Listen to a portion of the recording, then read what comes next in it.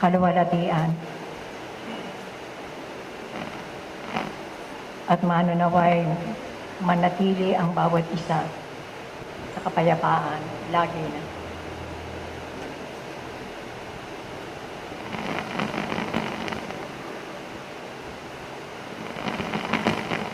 Panahon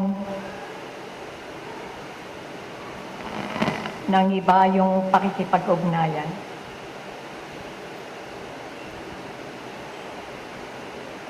Ngunit hindi ito nagaganap. Magasang ang magnetismo sa alangaang.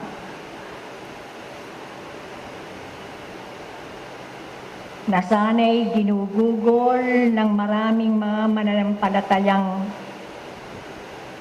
Kristiyano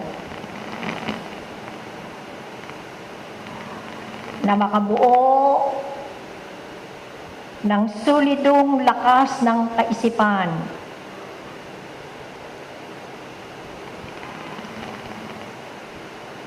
sa pagkilala sa kapangyarihan ng Ama. Panahon ng paglilimpi.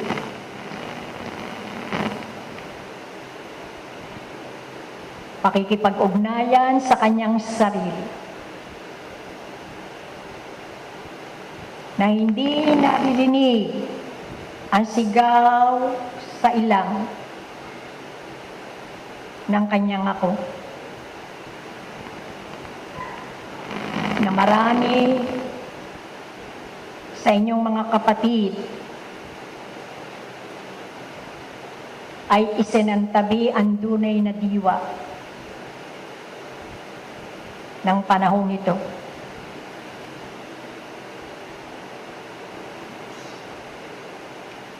Kasiyahan, mga makalupang hangarin, na ito ang ibinibigay na pagkakataon sa bawat isa, na kahit napaulit-ulit na ginugunita ang kasaysayan ng buhay at kamatayan ni Jesus,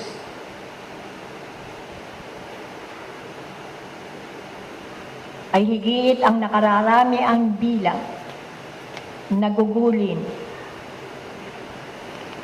ang panahong ito ng paglilimpi ng kaangkinang pangkabatlayaan sa mga materyal na bagay dito sa lupa. Na hindi makaya ng alangang ang itinatapong kaisipan at damdamin ng marami ninyong mga kapatid. Hindi madama ang tunay na diwa sa pag-alala sa muling-muling eksena sa buhay ni Jesus. Nakatotohanan ng isang pagbabalat kayo, napikit pa rin ang mata, fanatismo, na hindi nauunawaan ang mga gawaing napapaloob sa paggunita sa mga araw na sinasabing katangi-tangi na bahagi ng buhay ni Jesus.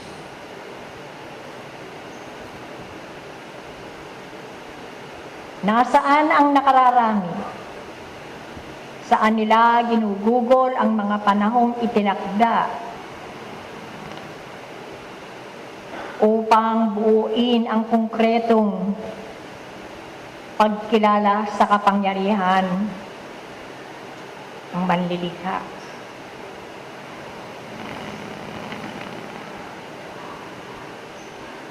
Nakabilang pa rin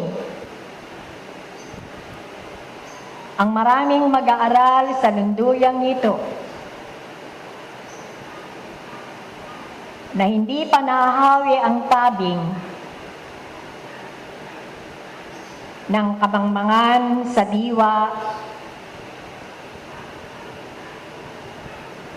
maraming mga pangyayari at pagpapatotoo sa panahon na pinatutunayan ni Jesus na siya'y anak ng Diyos,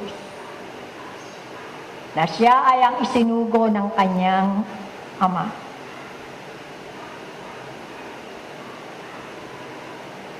At ito ay simbolo upang iangat ang pananampalataya ninyo.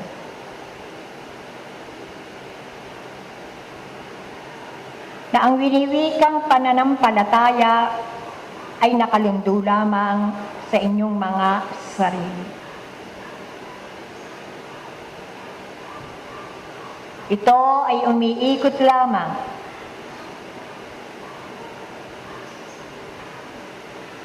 sa mga katauhan, mga pang-araw-araw na gawain. Hanggang ngayon ay marami pa rin ang ipapako na hindi makayang iangat, ihakbang ang mga paa na nasa kanyang balikat ang krus.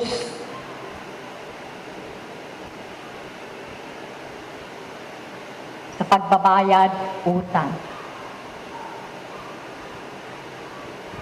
Maniid pa rin ang kabuuan ng inyong katawang laman. Hindi pa rin nasasako ng tunay na ako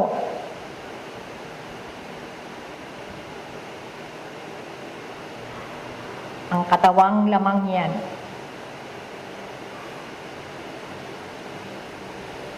Na hindi pa rin maiwaksi tila isang mamahaling hiyas na ang inaalagaan ay ang kirot na nararamdaman.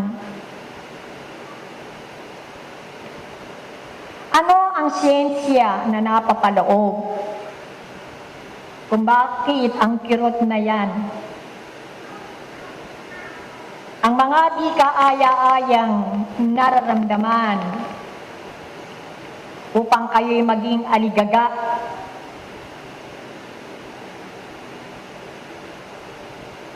sa pang-araw-araw na buhay.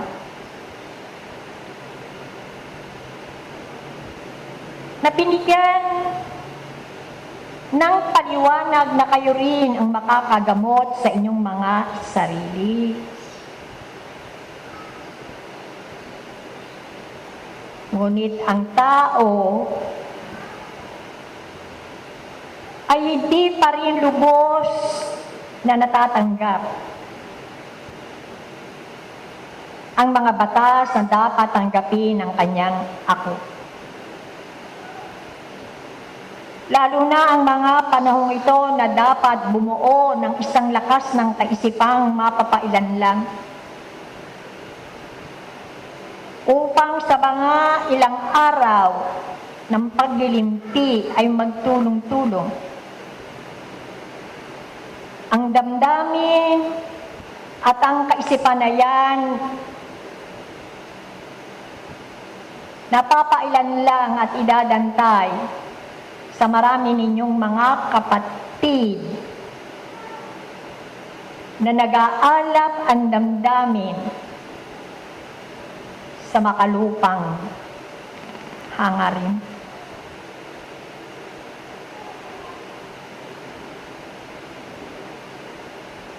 At ang nagiging bunga nito ay bumubuo na naman. Unti-unti ng isang elemento sa kaitaasan upang ipaghasik sa maraming mga kapatid na lapastangan sa kasagraduhan ng mga kaugalian sa aspeto panrelihiyon. Umuusal ang dalangin na paulit-ulit, nakikiisa sa mga gawaing napapaloob sa tradisyon, ngunit katotohanan kayo rin ang makapagsasabi na kayo ay kabilang, na hindi pa lubusang nahuhugasan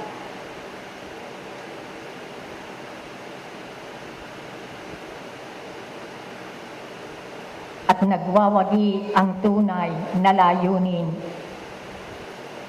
ng buhay dito sa lupa. Binalaan, tinawagan ng pansin, oo nga't merong bukas.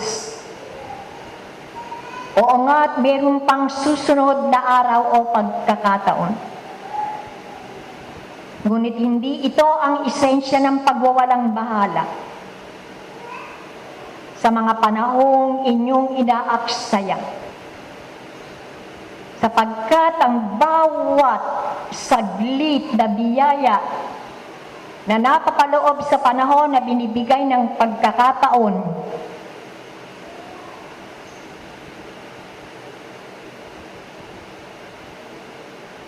ay batid nyo at binigyan din at tinawagan kayo sapagkat ito ay pagtatalo sira, pag-aaksaya ng pagkakataon sapagkat hindi na muling magbabalik ang orasan at ang pag-ikot na binigay na pagkakataon.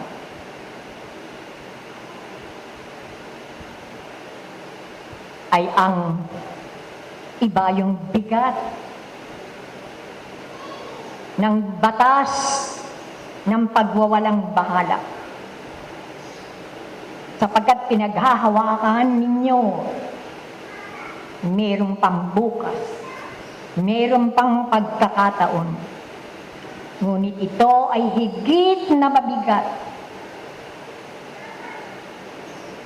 na pagtatalo sira sa kautusan ng iyong tungkulin ng na dapat ay maganap sa panahon na ito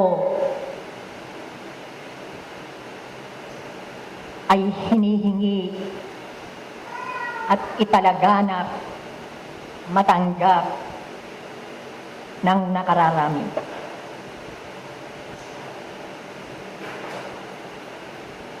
Kaya mararamdaman ninyo ang paghihimagsik ng kapaligiran. Sa mga kaisipan ng marami niyong kapatid na nakatuon ng kanilang kabuuan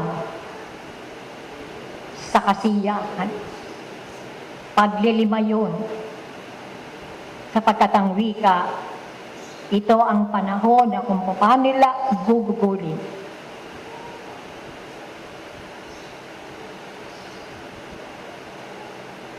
Na inaamot lamang sa mga pagkakataong kanyang dapat tamasahin. Papatuloy tayo ng gawain sa iba.